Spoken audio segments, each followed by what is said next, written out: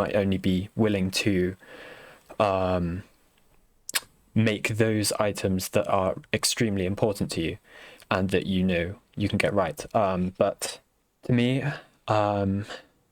it's so important to remember the fundamentals, and the cost seems so low that I'll always take. So perhaps I don't do for the ones that I had used before with Anki, before I use Supermemo. But with Supermemo, I always do this like the definition card or the concept card, let's say, systematically. No exception.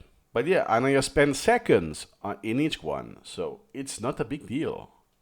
It's worth it. It's like an insurance. I pay just a very small fee, and I blind myself. I'm blinded with any accident that may happen. And I will identify, oh, there's a fire at home. Hey, boom. You have the firefighters, the whatever, the alarm or the extinguisher, boom, solved. You cannot prevent the fire. The fire will be there. But you can end the fire right away, very quickly. I cannot prevent the lapse because I'm human. But what I could do is to identify these lapse timely and solve that lapse. That, hey, this will be reset and I will remember it again. My second chance. It's actually a good analogy.